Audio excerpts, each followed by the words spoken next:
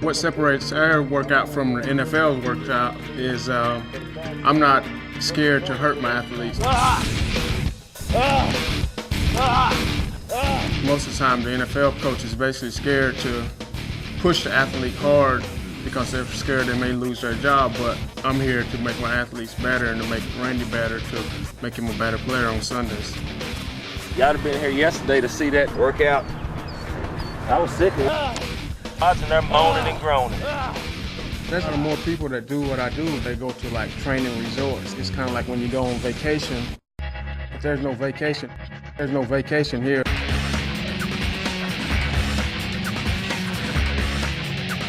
It's like down and dirty. So if you don't want to get down and dirty, which a lot of players, when you're making millions of dollars, they don't want to get down and dirty anymore, but we're still getting down and dirty here. They'll sprint the straightaways as hard as they can, and then they'll jog the sides like a nice trot. That's called fartlek training. It's just really hard work, man, and dedication. I mean, I'm out here every day. I'm in the weight room 3 times a week, sometimes 4. This is dedication, man. I want it. I want a Super Bowl ring. I want it bad. That's why I'm out here giving everything I got. And if I wouldn't be Moss. If you're not dedicated to this workout, you may last like a week or 2, but then you're going to quit. And we've had several players that's on the NFL rosters right now that came and work out with us, and they last a week or 2 and they quit. It's a learned behavior, working hard. You either have it or you don't. And I think determination is also falls into that category. I believe that there's a strict routine, so to speak, that you have to go through if you want success ultimately at the end. And that's one thing that Randy has taught us all. You doing the whole workout today? Well, we're going to see somebody pass out. Paramedics, 911. The maker can't pass out. I bet you're going to pass out today. Not the maker. Okay. Come on, boys, let's get out now. Go! This might sound mean, but I like to see people hurt. You know, I like to see people bent over. I like people, going to drink that water. Because I do the same. So, I like to see people hurt. Not hurt to where you're going to the hospital as far as, pushing yourself hard, that type of hurt.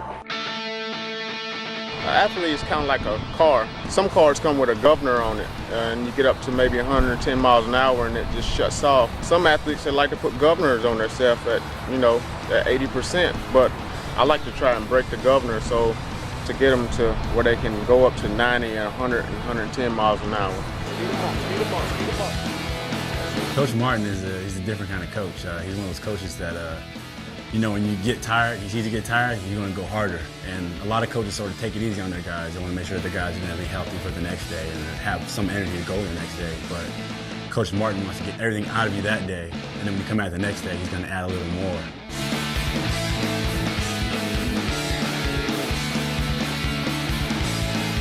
He wants to see who's going to tap out.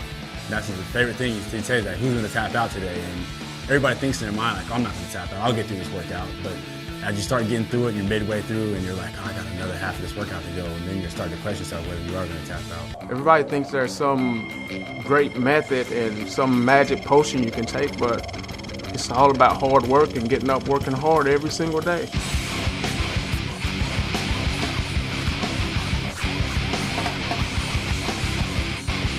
I think working out hard pays off throughout the season. To have yourself conditioning like that and working hard like that in the off season, such as myself, it's more of it hopefully paying off come week 13, week 14, and trying to push to the postseason where guys are really packing it in.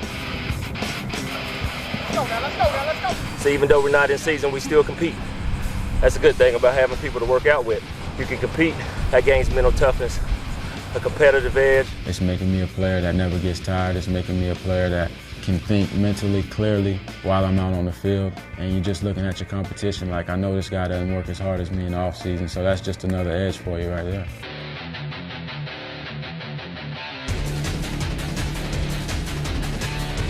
To have great feet as an athlete, that's very important. The 90s, the 80s, and the 70s you saw us running, that's sprint work. You're gonna have your speed work. Now this is running and cutting. A lot of people don't work their ankles in the off season. They try to run a mile or two to keep the endurance. We've been working this for the last couple months, so we should be all right today. You got to be able to cut as an athlete. That was just another way to be competitive doing the drill. You got to use energy that you didn't think you had. You got to eat good, make sure you get your proper rest, don't party too hard, stay off the alcohol, come out here ready to work.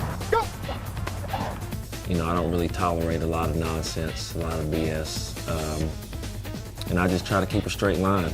And if you want to call it something else, I mean, you call it keeping it real. That's one thing I try to do. That's just me, and that's the way I've been raised. You know, I've really tried to mold myself into being, you know, where I'm at today. In Gladiator, that's the drill that'll make a person quit. It's for real.